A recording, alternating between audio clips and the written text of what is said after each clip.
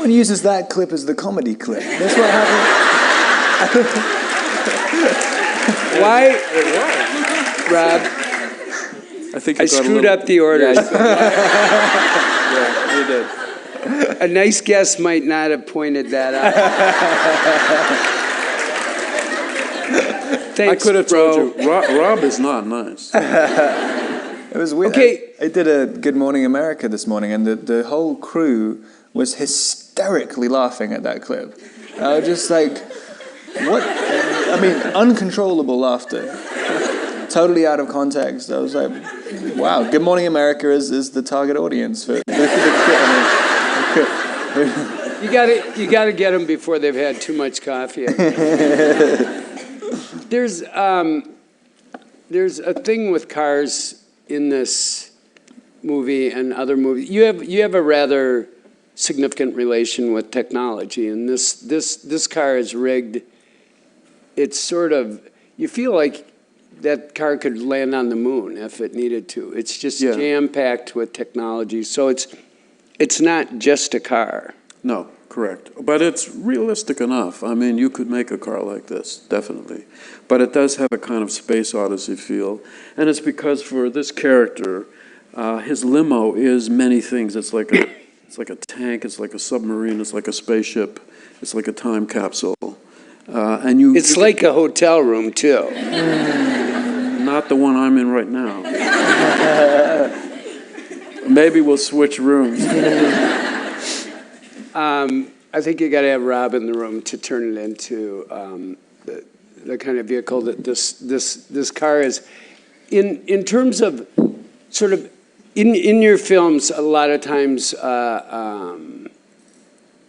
there's scientists, there's doctors, and I wondered if this time have capitalists sort of taken a place in the pantheon, because you have scientists and doctors using technology to transform either themselves or others in many of your films. And in this instance, capitalists are using technology to transform the world, mostly set it on fire, from what I could tell. Yeah, well, it's interesting. I mean, Rob and I ended up ringing the bell at the New York Stock Exchange together to open the day of That is so weird. Yeah. And I got to say, they were the most happy, warm, laughing, friendly capitalists you could ever meet. And I started to think, I should be buying stocks. I don't know why I've been resisting. And then you think, well, wait a minute. You know, this character he's really transformed money into philosophy or abstraction, because although he deals with billions of dollars every day, he never touches actual money.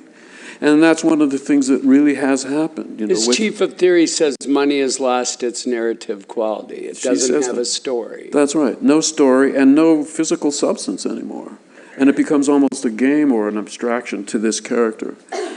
So in a way, he's like the metaphysician of money. You know, he's transformed it into, it disappears. But well, not to get too deep, you guys, but it's pure currency that takes him down.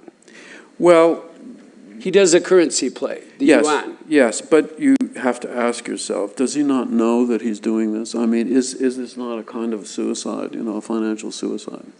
That's what I was wondering when he was driving across town is, he's going to get a haircut. Is it so it looks good at his funeral? Is it a suicide mission that he's on? Because he's sort of, he's madly having sex, madly drinking, madly burning big bonfires full of money.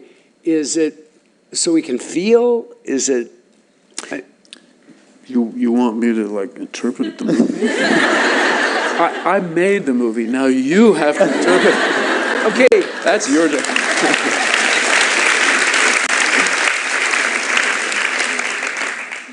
I think he's absent in a way and unable to feel the consequence of any of his decisions. He gets married, but it isn't really a marriage. He makes money, but he never sees it. It's like his food has no taste. He has sex in very absent ways. Is like a guy who's lost his ability to feel. I buy that. What about you, Rob? No, really. Believe me, you don't want me teaching a film theory class. Rob, did you see your character as evil? Not at all. No. Callow?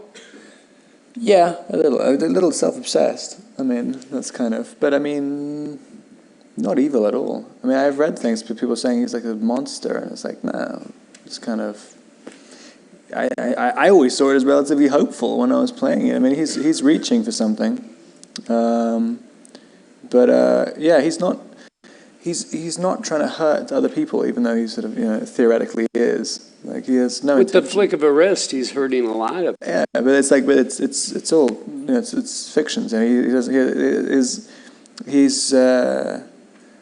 his relationship with empathy is very, it's kind of, he doesn't really understand it very much. Yeah, when he was in the Montessori line where they handed out empathy, I think they had run out. But the whole story, I think a lot of it, I mean, well, one of my ideas about it was, that's what he's trying to find. I mean, and he kind of gets it for a second at the end when he tells Paul Giamatti, he tells Benno, I could tell you that my life's changed in the course of the day, and it has. Like, so he has that few seconds of being himself, and he suddenly, that's who he is, I think.